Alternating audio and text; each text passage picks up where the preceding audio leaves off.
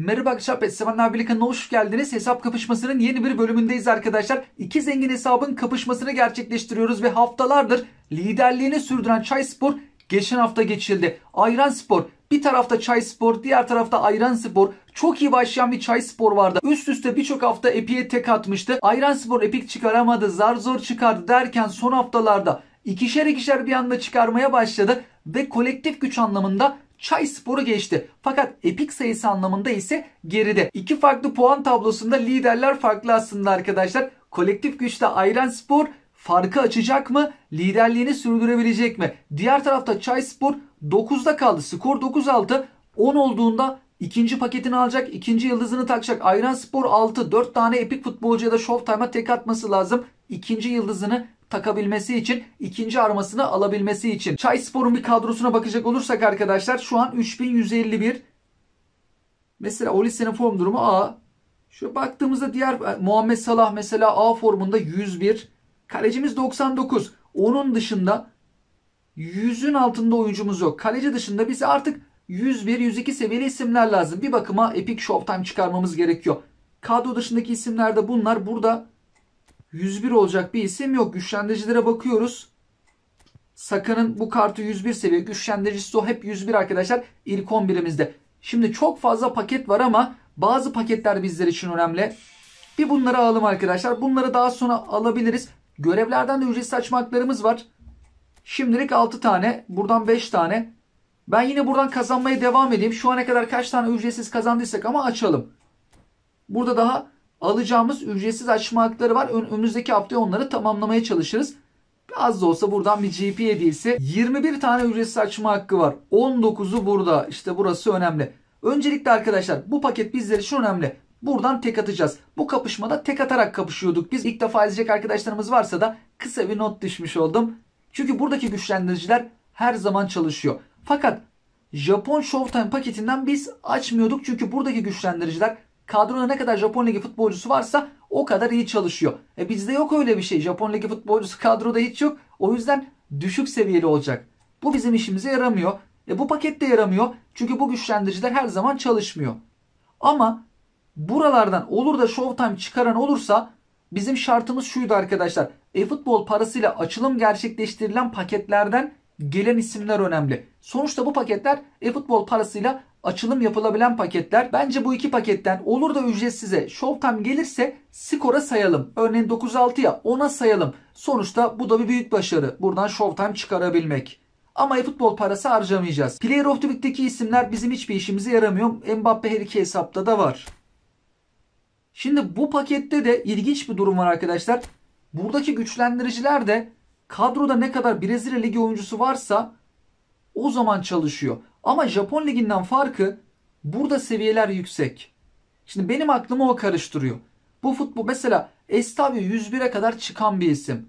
Yani normalde yani şu güçlendiriciyle bile 101. Eğer kadromuzda Brezilya Ligi'nden futbolcular varsa zaten 104'lere 105'lere bazıları çıkıyor arkadaşlar. Minimum 104 seviye olacak ikinci güçlendirici de çıkardığımız takdirde. Şimdi kuralı da çiğnemek istemiyorum arkadaşlar. Bir kuralımız var ve ona sadık kalmaya çalışıyorum. Buradan şimdilik 9 tane açma hakkımız var. Diğer hesaba geçeceğiz. Orada belki fazla olabilir. Önümüzdeki hafta devam edeceğiz. Tüm açma haklarını değerlendiririz. Sonra buradan da garanti epik alacağız. Fakat burada şöyle bir durum var. Biz her zaman ben kuralları şöyle belirlemiştim. Ücretsiz paketlerden gelenleri skora saymıyoruz. Kolektif gücü etkiliyor. Örneğin Drogba her iki hesaba da gelebilir. Veyahut da en sonunda bazen oluyor ya David Beckham, Tony Adams'da gol olduğundan elde ettiğimiz ücretsiz paket açma hakkı. Her iki hesapta oradan oyuncu çıkaracağı için onları saymıyorduk. eFootball parasıyla açılım yapabileceğimiz paketler olması lazım. Buradan gelenleri skora saymayalım. Çünkü bunlar ücretsiz bittiğinde devam edemediğimiz paketler. Ben eFootball parasına da tek atabildiğimiz paketlerden gelenleri sayıyordum. Paket açılımına geçmeden önce de bunları hatırlattım arkadaşlar. Her iki hesabımız için de şartlar bu şekilde. Hani haksızlık olmasın diye. Şimdi pat buradan epik gelir. Skora saymayacağız. Onu en başta söyleyeyim ben. Çünkü bu Drogba gibi ücretsizden. Sadece ücretsiz açılan paketler. Ama kolektif güç artacak. O anlamda önemli. Özellikle de Çayspor'un kesinlikle David Villa'yı, Beletti'yi, olmadı Schneider. Aslında hepsi de olur ama ne kadar yüksek epik çıkarırsa işine yarayacak. Çünkü Ayranspor kolektif güçte farkı bir anda açtı. Haftalarca geride olan Ayranspor bir anda bir fark açtı gitti. Ama güçlendirici oyunculara bakalım. Bu hafta kolektif gücü kaç acaba? Buradan bir 9 tane açalım arkadaşlar. Buradan gelen epik dediğim gibi skora sayılmayacak, sadece kolektif gücü arttıracak. İlkinde çıkaramadık. 2 yıldızlı isim. Son 8 açma hakkı. Bir tane de olsa epik futbolcu çıkarabilir miyiz? 2'de 0'la başladık. Bir David Villa gelmedi. Yani hiçbir şey gelmedi. Bir de 1 yıldızlı isim. Epik gelişini göremediğimiz gibi renkli kart da gelmiyor. Geriye 5 tane açma hakkımız kaldı. Hiçbir taktik denemedik. Her iki hesapta da aynı şekilde açalım. Bam bam bam. Taktik denemeden açıyoruz. Kerem Aktürkoğlu. 1 yıldızlı Gaytan. Yeşil ama bir tane epik futbolcu vermedi. Konami fake atar mı? Atmadı da. Muhammed Kudüs geldi. L Roman'la 99'a kadar çıkıyor. Güçlendiricili menajerde belki 100 seviye olabilir. FUP'tan bakmak lazım. Ama L Roman'da 99'luk bir isim. Epik gelişini göremedik şu ana kadar. Şimdilik son bir açma hakkı. Geriye kalanları haftaya açarız arkadaşlar. Çayspor şimdilik kolektif gücünü arttıramadı. Buradan da epik gelmedi. Evet, burası yaramadı. Ayranspor bir de epik çıkarırsa arkadaşlar farkı açacak. Tabi daha açılımlar var. Çok fazla açılım gerçekleştireceğiz. Sol taraflara doğru gidelim. Player of the Week'i bir aradan çıkaralım. Aynı sırayla Ayranspor'da da açalım. Atlı dedik. Perisic geldi. Çayspor güne hiç iyi başlamadı ama. Player of the Week'te de düşük seviyeli isim. O kadar yüksek seviyeli isim var. En düşüklerinden bir tanesini çıkardı. Şimdi bu paketten Showtime gelirse skora sayacağız. Çünkü bu pakette e-futbol parasıyla açılım gerçekleştirilebiliyor. Kurala aslında uymakta. Güçlendirici ne yazık ki işimize yaramıyor. Ama olur da çok şanslı bir hesabımız ücretsizden tek atarsa Showtime'a skora sayalım. Çok zor bir şey ama her iki hesaptan biri gerçekleştirebilir mi? Çayspor başaramadı. 4 yıldızlı De La Cruz. Şimdi normalde bu pakette seviyeler yüksek. Güçlendiricisi her ne kadar istediğimiz gibi olmasa da ama kuralı çiğnemek istemiyorum arkadaşlar. Yani biz buradan futbol parasıyla bu güçlendiricili oyunculardan açmıyorduk. O yüzden devam edelim. Ama ücretsize gelirse sayalım. Taktik denemedik. Hiç bam bam bam açıyoruz ve hiçbir şey de gelmiyor bu arada. Taktik denesek iyi olurdu belki. Düşük seviyeli Showtime değil ama. Showtime olsa en azından skor olarak 10 olurdu. Buradan Showtime gelir mi? Asıl önemli olan pakete geldik. Şu ana kadar hiçbir şey çıkmadı.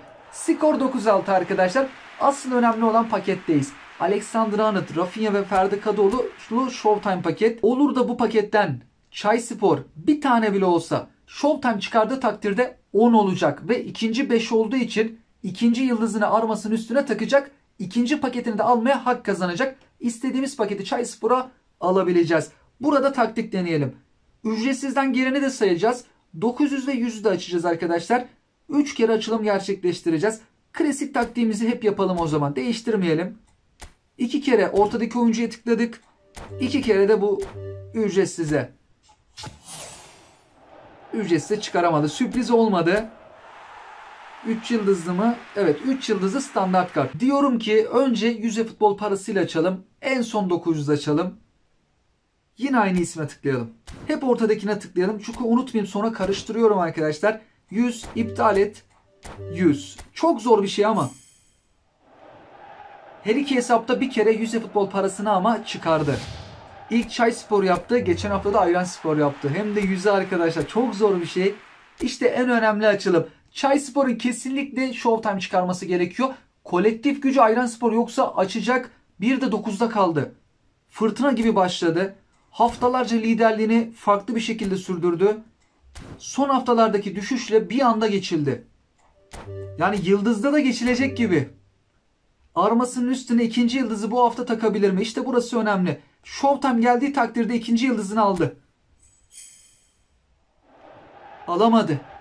Konami fake atmazsa alamadı. Bir de Ayranspor patır patır çıkarmaya devam ediyormuş. Konami fake atmadı. 10 tane standart kart. Çayspor Manchester City gibi fena düşüyor arkadaşlar. Lige iyi başladı. Barcelona gibi hatta. Barcelona da fırtına gibi başladı. Sonra haftalardır doğru düzgün galibiyet alamıyorlar. Çayspor şu an ona döndü. Çok ilginç bir şey. Biz böyle bir şey görmedik. Haftalarca Çayspor en güzelliğini tek atıyordu. Son 3 ya da 4 haftadır çok kötü. Oyun planı dediğimizde böyle kaldık. 3151. Şimdi Ayranspor'a geçiyoruz. Farklı bir şekilde öndeydi. Daha da farkı açabilir. Armada 2 yıldızı takması çok zor. 4 tane çıkarması gerekiyor. İmkansız değil ama çok zor bir şey. Belki 3 tane çıkarırsa 9-9'a getirebilir. Son haftaların çıkışta olan hesabı Ayranspor hesabındayız. Kadroya en son bakalım arkadaşlar. Ben de merak ediyorum. Kolektif gücü şu an kaç maksimum? Etkinliklerde kadroyu değiştiriyorum çünkü. En son bakalım, farkı orada hesaplayalım. 19 tane burada var ama 11 tane alacağımız var. 8 tane buradan. Hani ücretsiz açma haklarını, gerisini haftaya tamamlayacağız. Belki bir tanesi fazla bu hafta açar ama haftaya diğer hesap ona yetişir. 22 tane ücretsiz açma hakkımız var. 21 tanesi buradan. Yine aynı şekilde biz açalım. En sağdan önce epiklerden açalım. Burada şimdilik 11 tane var. Haftaya da diğer hesaptan daha fazla açacağız. Buradan gelen epik futbolcu skora sayılmıyor. Kolektif gücümüzü arttırır. Ayranspor farkı açması için buradan herhangi bir epik gelmesi bile yeterli. Bir seviye bir seviyedir. Farkı açacak. Taktik denemeden hep aynı şekilde açıyoruz buradan. Ayranspor çıkışını devam ettirebilecek mi bu arada? Son haftalarda çok iyi açılımlar gerçekleştiriyor. Bir tane değil, 2 tane bile çıkardığı zamanlar oldu. Geçen hafta 100'e bile çıkardı arkadaşlar. Büyük bir şok yaşamıştık. Şu an iyi başlamadı ama daha bayağı bir açma hakkımız var. 9 tane daha ücretsiz açma hakkı. 3'te 0. Son 8 ücretsizimiz. Bir David Villa gelse ama sonra sağ bek futbolcusunu da alırdık mesela. Bir anda bayağı bir uçardık. Bu sefer de yine standart kart geliyor. 2 yıldızlı. Son 7 açma hakkı. Ayranspor'dan da herhangi bir atak şimdilik gelmedi. Kolektif güç farkını arttıramadı. 2 yıldızlı isim. Epik gelişini göremedik ama yeşil. Renkli kart geliyor. Konami fake atmazsa atmadı da. İyi isim geldi aslında. Gakpo. Maksimum seviyesini bilmiyorum arkadaşlar. Unuttum ben. Fullleyip de bakabiliriz. Hani Gakpo fulllenebilir. 100 seviye olursa belki kenara kendisini yerleştiririz. Keşke epik gelseydi ama. Yaklaştık. Yüksek seviyeli renkli kart çıkardık ama epik ne yazık ki olmadı. Konami şu ana kadar vermedi. İçerisi yeşil. Yine renkli kart. Sağ bek Pedro Porro. Yani maksimum seviyesi çok düşük değil ama işimize yarayacak seviyede de değildir. Ayranspor aslında 2 tane renkli kart çıkardı. Epik çıkaramasa da. Son açma hakkı bu haftalık. Gerisini haftaya devam edeceğiz. Sürpriz olmadı. 2 tane renkli kart çıkardı ama işine yaramadı. Şimdi Player of the Week paketini aradan çıkaralım. Bu arada evet bitti. Kontrol ettik. Player of the Week bizim için ne yazık ki önemli değil. Keşke 102'lik 103'lük oyuncu olsaydı. Az önce Çayspor düşük seviyeli isim çıkarmıştı. Ayranspor Dybala'yı çıkardı. Daha yüksek seviyeli isim geldi. Şimdi asıl önemli olan paketlerdeyiz arkadaşlar. Buradan başlayarak sola doğru gitmiştik. Buradan gelecekler skora sayılıyor. 9-6. 7 olabilecek mi? Çok zor bir şey ama. Çıkarabilir mi Ayranspor? Yok, yapamadı onu. Şu an hala skor 9-6. Rafael Veiga. Daha paketler devam ediyor. Bir tane de buradan. Showtime gelirse skora sayıyoruz. Sadece ücretsiz açıyoruz. Olmadı. Hala 9-6'da. 2 hesapta yerinde saydı. Evet öyle oldu. Kolektif gücünü arttıramadı. Ama Ayranspor için daha şans devam ediyor. Ücretsiz. Showtime gelişi olmadı. Şimdi en önemli pakete geldik arkadaşlar. Arnold paketi. Bir tane bile çıkarsa tabii Ayranspor hem kolektif gücünü arttırır hem de skor anlamında farkını azaltır. Olur da 2 tane gelirse 9-8 olacak o zaman. Sadece 1'e düşecek fark.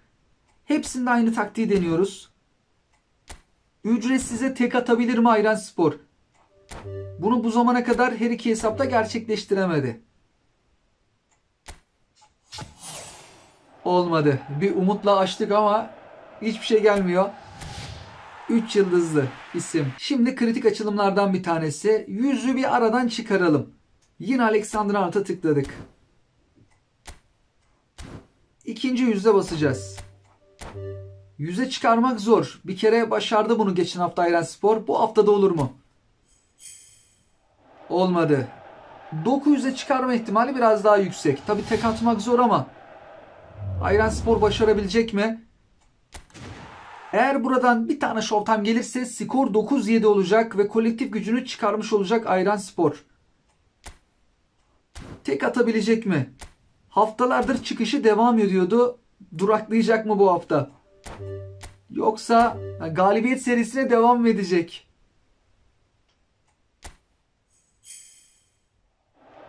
Gelmedi. İçerisi yeşil.